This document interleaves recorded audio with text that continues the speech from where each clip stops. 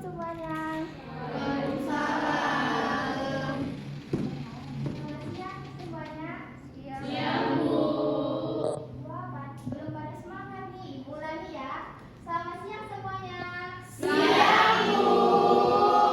Nah, begitu harus semangat karena apabila kalian belajarnya dengan semangat, kalian akan dengan mudah mengerti materi yang akan kita pelajari hari ini. Apa kabar hari ini? Baik, Bu. Siapa yang tidak hadir hari ini? Gurunya. Kenapa dia tidak hadir? Sakit. Semoga dia cepat sembuh ya. Amin. Untuk sebelum kita memulai pembelajaran kita, ada baiknya kita rapikan dulu terlebih dahulu bangku kita, meja kita, supaya lebih nyaman untuk belajarnya. Baiklah, sudah ya, sudah semua. Materi sebelum kita mempelajari materi materi, adakah yang masih ingat kita kemarin membahas materi tentang apa? Baik, kepada Pak. Jadi minggu kemarin kita telah membahas tentang uang, di mana uang itu adalah alat tukar atau standar pengukur nilai yang sah dikeluarkan oleh pemerintah saudara berupa kertas, emas, atau logam yang dicetak dengan bentukan gambar tertentu. Baik, terima kasih kepada Ika. Beri tepuk tangan dulu kepada Ika. Jadi minggu kemarin kita memang sudah mempelajari tentang uang. Nah, untuk hari ini kita akan mempelajari tentang pasar persaingan sempurna.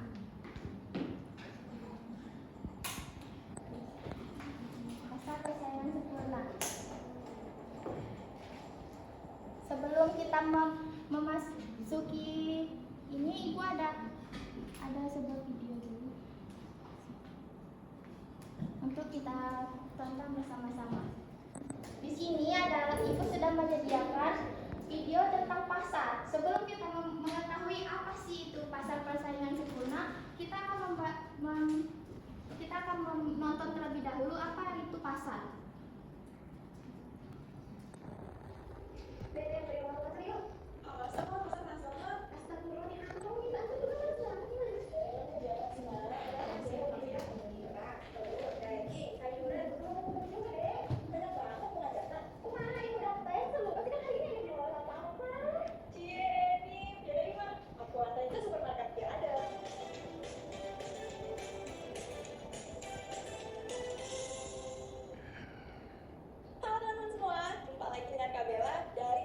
Kira-kira siapa ya di antara kalian yang rajin anterin mamanya ke pasar? Kira-kira mana lebih suka kemana nih? Pasar tradisional atau pasar modern seperti supermarket? Ayo, kalau kakak sih ya suka belanja di mana aja. Yang paling penting itu harganya murah. Tapi ya teman-teman, secara general kalian sudah paham belum pengertian dari pasar? Kalau berbicara soal pasar, pastinya kita tahu ya teman-teman kalau pasar itu merupakan tempat untuk membeli barang apa saja yang kita butuhkan. Jadi kita bisa mengartikan pasar sebagai tempat bertemunya antara penjual dengan pembeli untuk melakukan jual beli barang dan jasa. Oh iya, untuk informasi tambahan, penjual juga kita sebut sebagai produsen teman-teman, dan untuk pembeli kita sebut konsumen. Nah, jadi itu ya pengertian dari pasar. Tapi tunggu dulu ya teman-teman, karena sekarang zaman udah berkembang sangat amat luar biasa, di mana teknologi benar-benar canggih banget kayak sekarang, kita bisa beli apa aja hanya melalui smartphone kita aja ya, tinggal klik, terus barang akan sampai di depan rumah kita.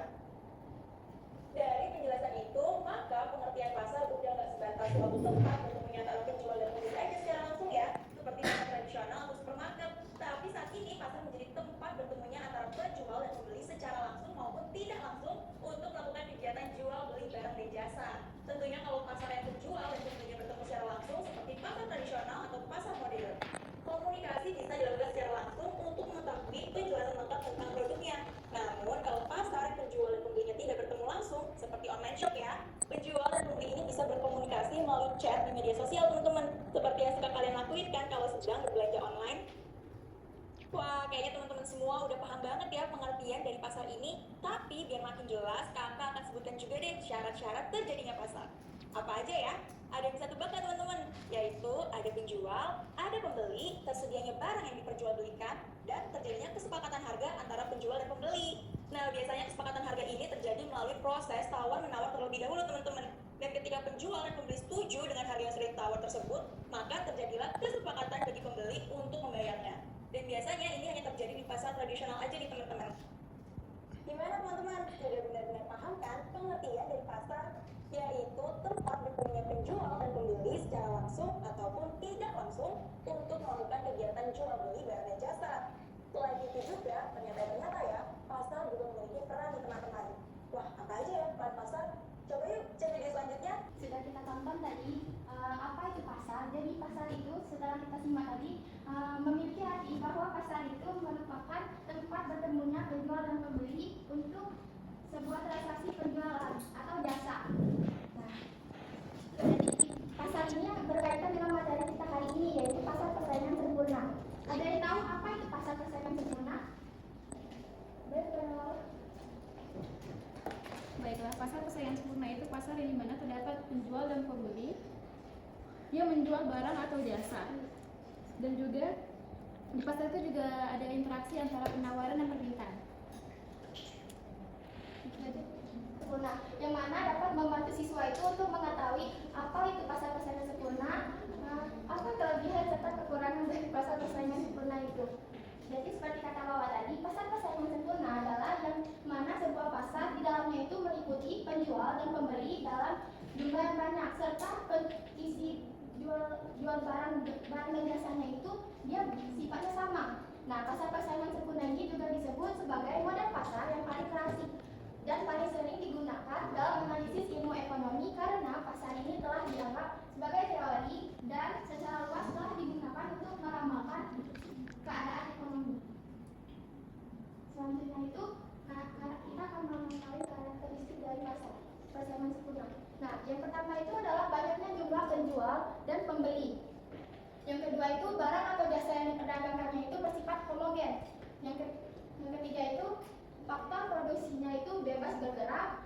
Selanjutnya itu terdapat kebebasan dalam mengambil keputusan, dan yang terakhir itu produsen bebas keluar masuk pasar.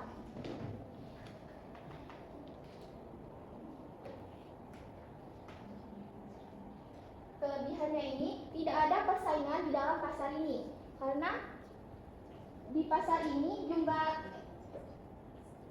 jumlah barang dan itunya itu bersifat homogen sehingga persaingannya itu bersifat tidak terlalu besar. Dan yang kedua kelebihannya itu pada pasar persaingan sempurna ini produsen tidak memerlukan iklan untuk promosi. Yang ketiga harga dan barang yang dijual tentu ditentukan oleh semua penjual dan pembeli secara bersama-sama dan umumnya harga cenderung stabil. Yang keempat itu penentuan harga berdasarkan transaksi tawar-menawar antara penjual dan pembeli. Yang kelima itu kelebihannya itu adalah penjual dan pembeli tidak bertindak bebas dalam bertransaksi.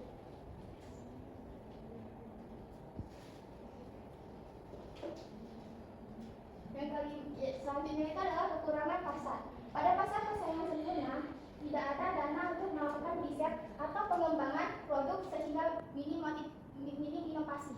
Nah, selain kekurangan ini, apakah ada di antara kalian yang tahu apa kekurangan dari pasar persaingan sempurna ini?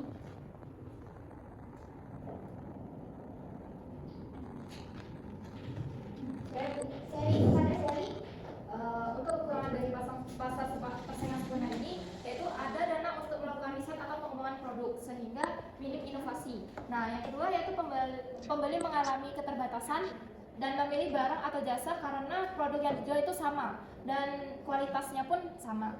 Dan yang ketiga, para pekerja cenderung menerima upah atau gaji yang rendah. Itu saja, Bu. Ya, benar sekali. Beri tepuk tangan dulu kepada saya. Jadi di pasar persaingan sempurna ini selain harga dan harganya yang barangnya yang sama, dia itu tidak bisa keterbatasan untuk memberikan harga karena kan di pasar ini itu barangnya itu sama semuanya. Jadi apabila dia menaikkan harga yang lebih mahal, maka akan beresiko untuk si penjual itu. Resikonya itu ya barang yang dijualkan itu tidak akan laku karena di pasar di toko lainnya itu di barang yang sama harganya lebih murah. Jadi itulah termasuk kekurangan, salah satu kekurangan yang disebutkan oleh saya.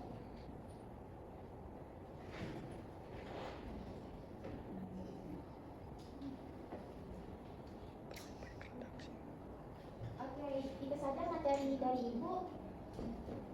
Di sini Ibu ada kita main tebak-tebakan.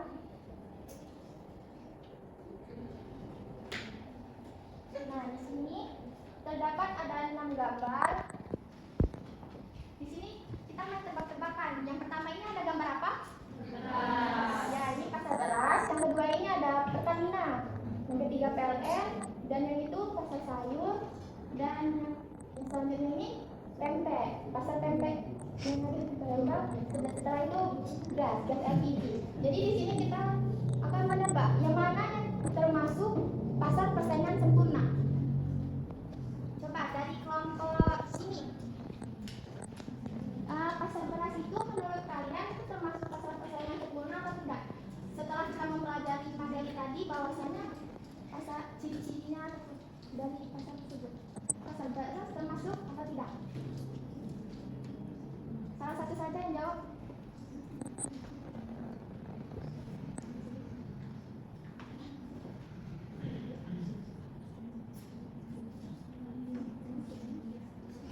Masuk. Karena Pasar ini ditandai dengan banyaknya penjual dan pembeli, dengan harga pasar yang tidak bisa diubah sepihak dan kebebasan dalam berjualan. ya benar. Sebenarnya pada kelompok 1. Selanjutnya itu Pertamina. Kita kelompok ini. Menurut kalian Pertamina ini termasuk pasar persaingan sempurna atau tidak? Enggak, karena itu pasar monopoli.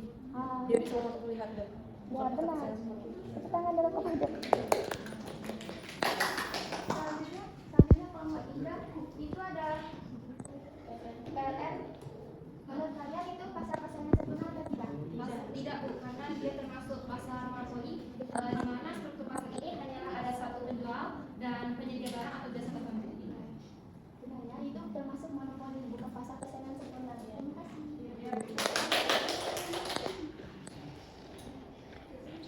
Selanjutnya itu ada pasar sayur. Dari kelompok ini, menurut kalian pasar sayur itu termasuk pasar persaingan sempurna atau tidak? Tidak. Kenapa? Karena pasar sayur itu memiliki banyak pedagang yang menjual produk serupa. Ya, itu mereka itu menjual serupa ya sayur-sayurannya itu. Dan terima kasih kepada kelompok 4.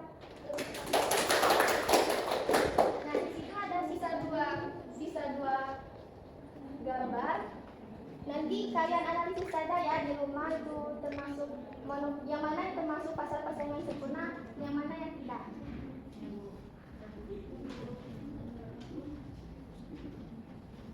Mungkin sampai di sini materi yang kita pelajari.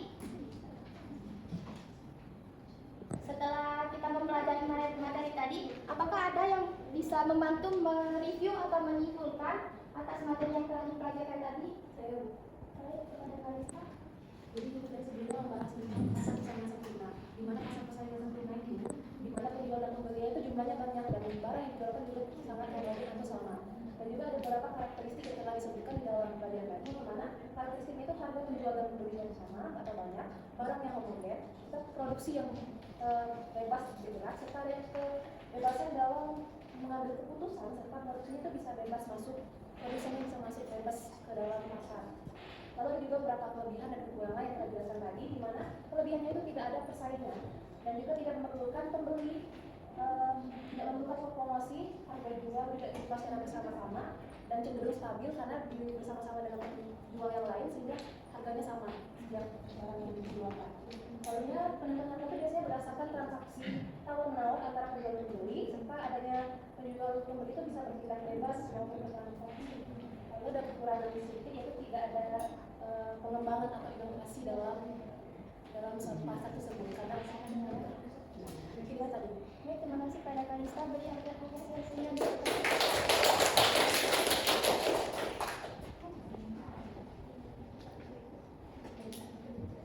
Jadi sudah dibantu oleh temannya untuk menentukan jadi pembelajaran kita hari ini. Mungkin cukup di sini.